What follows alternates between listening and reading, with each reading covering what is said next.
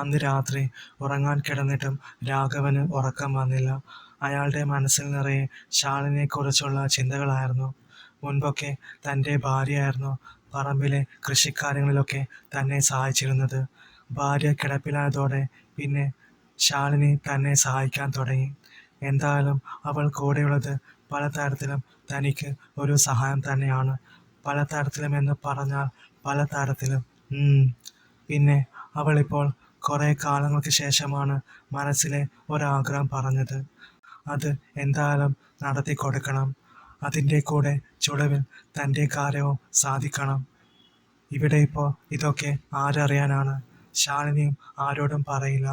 അതിനൊക്കെയുള്ള സൂത്രപ്പണികളൊക്കെ തൻ്റെ കയ്യിലുണ്ട്. അതൊക്കെ ചിന്തിച്ചപ്പോൾ തന്നെ കൊച്ചു രാഘവൻ ഉണർന്നു. പിറ്റേന്ന് രാവിലെ രാഘവൻ നേരത്തെ തന്നെ എണീറ്റു. അങ്ങനെ കട്ടിലിൽ ഇരിക്കുമ്പോഴാണ് ശാലിനി ചായയുമായി അങ്ങോട്ടേക്ക് വന്നത്. അയാൾ മുഖമുയർത്തി അവളെ നോക്കി. കുളിച്ച് സുന്ദരിയായി വരികയാണ്. നീളമുള്ള മുടി പിന്നിലായി തോർത്തിനോടൊപ്പം കെട്ടിവച്ചിരിക്കുന്നു. പിങ്ക് നിറത്തിലുള്ള ചുരിദാറാണ് വേഷം. കയ്യിൽ ഒരു ഗ്ലാസ് ചായയും. ഒരു നിമിഷം അങ്ങനെ നോക്കിയിരിക്കെ, ആഹാ, അച്ഛൻ എണീറ്റോ? ദേ ചായ. ഹാ മോളെ, നീ ഇത്ര നേരത്തെ എണീറ്റോ? ഹാ അതെ അച്ഛാ, ഇന്നലെയൊക്കെ പനി ആയതുകൊണ്ട് കുളിക്കാൻ പറ്റിയില്ലായിരുന്നു. ഇപ്പോൾ പനിയൊക്കെ മാറി. നേരത്തെ എണീറ്റ് കുളിച്ചപ്പോൾ നല്ല ആശ്വാസം. ഒരു ചിരിയാലെ അതും പറഞ്ഞ് അവൾ ചായ ഗ്ലാസ് അയാൾക്ക് നേരെ നീട്ടി. അയാൾ ഒരു ചിരിയാലെ അത് വാങ്ങി. മിടുക്കി, ഇപ്പോൾ നല്ല ചേലായിട്ടുണ്ട്. ശരി ശരി, ഞാൻ പോയി ദോശ ഉണ്ടാക്കട്ടെ എന്നും പറഞ്ഞ് അവൾ അടുക്കളയിലേക്ക് നടന്നു. രാഘവൻ അവൾ പോകുന്നത് നോക്കിയിരുന്നു. ഇന്ന് തന്നെ പറമ്പിലെ കുളം വൃത്തിയാക്കണം. അതുമാത്രമല്ല, അതിൻ്റെ കൂടെ ആ മരക്കൂട്ടങ്ങൾക്കിടയിലെ ചപ്പു ചവറുകളൊക്കെ അടിച്ചുകൂട്ടി വൃത്തിയാക്കണം. പിന്നെയാണ് കാര്യങ്ങൾ. തനിക്ക് അവിടുന്ന് രഹസ്യമായി ഒരെണ്ണം കഴിക്കുകയും ചെയ്യാം. പിന്നെ പിന്നെ അതൊക്കെ ചിന്തിച്ച് അയാൾ നിഗൂഢമായി ചിരിച്ച് കുറച്ചു നേരം അവിടെ ഇരുന്നു. പിന്നെ നേരെ കുളിമുറിയിലേക്ക് ചെന്ന് കുളിയൊക്കെ കഴിഞ്ഞ് വന്നപ്പോൾ, ഹാ അച്ഛൻ പറമ്പിൽ പോകുവാണോ? ശാലിനിയുടെ ചോദ്യം. ഹാ അതേ മോളെ, മോളുടെ ഇവിടുത്തെ ജോലിയൊക്കെ കഴിഞ്ഞാൽ അങ്ങോട്ട് വന്നോട്ടോ. ശരി അച്ഛാ. അങ്ങനെ അയാൾ കൈക്കോട്ടമെടുത്ത് പറമ്പിലേക്ക് നടന്നു. പറമ്പിലെത്തിയപ്പോഴാണ് അയാൾ ആ കാഴ്ച കണ്ടത്. രണ്ട് പൂച്ചകൾ തമ്മിലുള്ള സ്നേഹപ്രകടനം. അത് കണ്ട അയാൾ കൗതുകത്തോടെ നോക്കിയിട്ട് സ്വയം പറഞ്ഞു, ഓഹോ മക്കളെ, നിങ്ങളുടെയൊക്കെ ഒരു ഭാഗ്യം കേട്ടോ. ഇവിടെ ദേ ഒരാള് ഇങ്ങനെ നിൽപ്പാണ്. എന്താ എന്താ എൻ്റെ കുഴപ്പം? ഇപ്പോഴും കഴിവും ആരോഗ്യവും ഇല്ലാഞ്ഞിട്ടാണോ? ഏയ് അല്ല. അതും പറഞ്ഞ് അയാൾ ചിരിച്ചു. പിന്നെ അയാൾ മുന്നോട്ടേക്ക് നടന്നപ്പോൾ പെട്ടെന്ന് അയാളുടെ ശ്രദ്ധ അടുത്ത വീട്ടിലേക്ക് പോയി. അപ്പോൾ അവിടുത്തെ വീട്ടമ്മയായ ജാനകി തുണി അലക്കുമായിരുന്നു. എന്താ രാഘവേട്ട, രാവിലെ തന്നെ പറമ്പിൽ വന്ന് പിച്ചും പേയും പറയുന്നേ? ജാനകിയുടെ ചിരിച്ചുകൊണ്ടുള്ള ചോദ്യം കേട്ട് രാഘവൻ അങ്ങോട്ടേക്ക് നോക്കി. ഹാ എൻ്റെ ജാനകി, ഒന്നും പറയണ്ട. ഞാനേ ഒരു കവിത ചൊല്ലിയതാ. കവിതയോ? അത് കൊള്ളാലോ രാഘവേട്ട. പിന്നല്ലാതെ, ഈ ചെടികളുടെയും മരങ്ങളുടെയും സൗന്ദര്യം കണ്ടാൽ ആർക്കാ കവിത ചൊല്ലാൻ തോന്നാത്തത്? അയാൾ വശ്യമായി ജാനകിയെ നോക്കിക്കൊണ്ട് പറഞ്ഞു. ഉവ്വ. ജാനകി നാണത്തോടെ ചിരിച്ചു. ഷോ, എന്തൊരു ചിരിയാ ജാനകി ഇത്. രാവിലെ ചന്ദ്രൻ ഉദിച്ചത് പോലുണ്ട്. ഹോ എൻ്റെ രാഘവേട്ട, മതി കവിത ചൊല്ലിയത്. പിന്നെ ജാനകി, നിന്റെ ഭർത്താവ് ദുബായിൽ നിന്നും വന്നില്ല ഇതുവരെ? ഏയ്, എവിടുന്ന് വരാനാ ഏട്ടാ, അങ്ങേർക്ക് ലീവ് കിട്ടുന്നില്ല പോലും. ഇനിയും 2 മാസം കഴിഞ്ഞേ വരൂ. ആണോ? അത് ഏതായാലും നന്നായി അല്ലേ ജാനകി?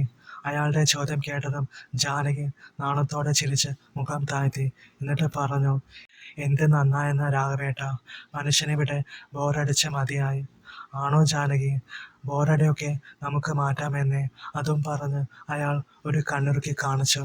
ഷോ, ഒന്ന് പോ രാഘവേട്ട എന്നും പറഞ്ഞ് ജാനകി തുണി അലക്കൽ തുടർന്നു.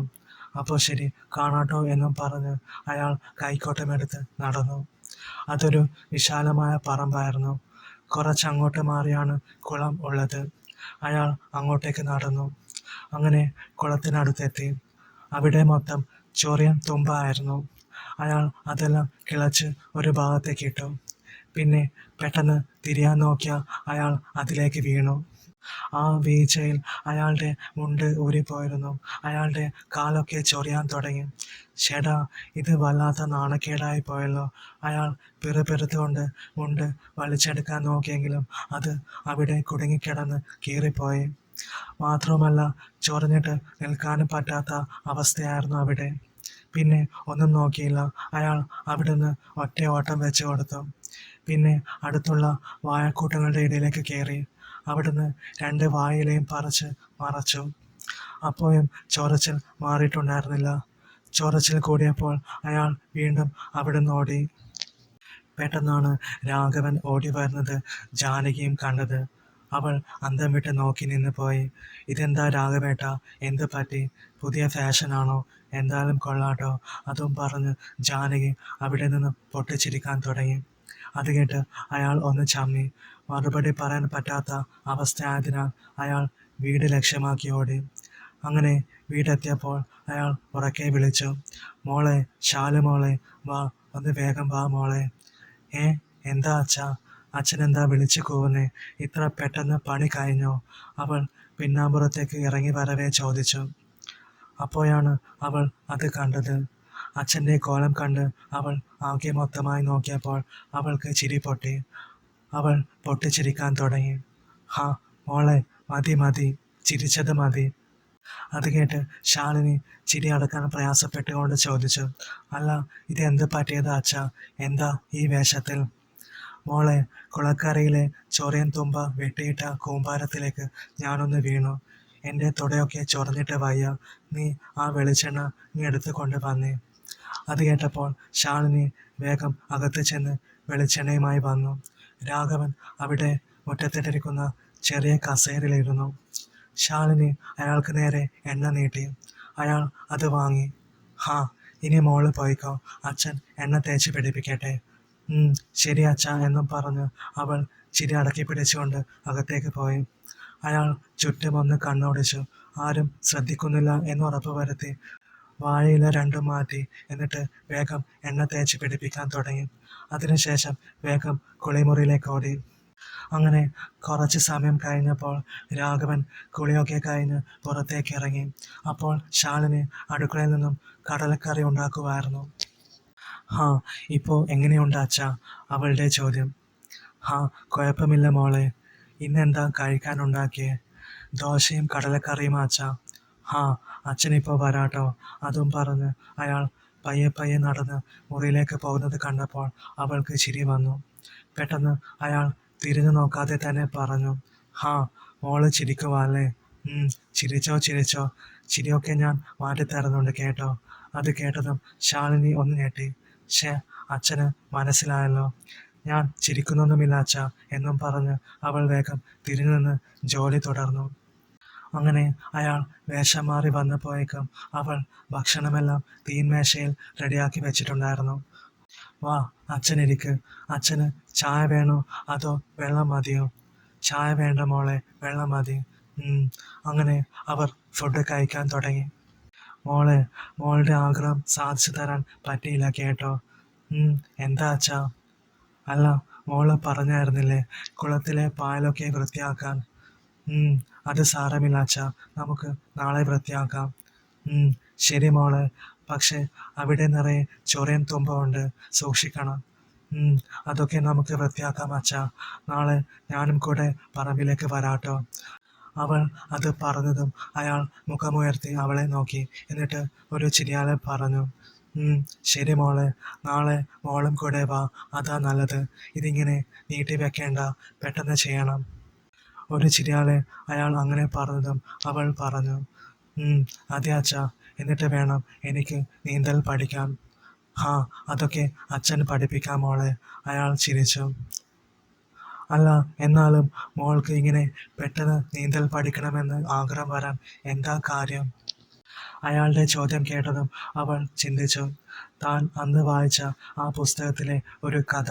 ആ കഥയിലെ നായകൻ നായികയെ നീന്തൽ പഠിപ്പിക്കുന്നു.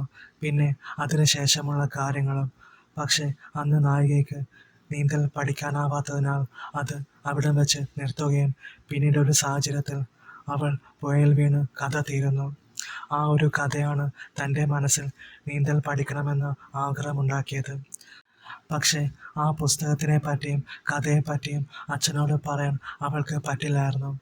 അതുകൊണ്ട് ഒരു നിമിഷം മൗനമായിരുന്ന അവൾ പറഞ്ഞു, "അത് അച്ഛാ, അങ്ങനെ പ്രത്യേകിച്ച് കാരണമൊന്നുമില്ലാട്ടോ. ഒരു ആഗ്രഹം തോന്നി, അതാ." "പിന്നെ നീന്തൽ പഠിച്ചു വെക്കുന്നത് ഒരു നല്ല കാര്യമാണല്ലോ."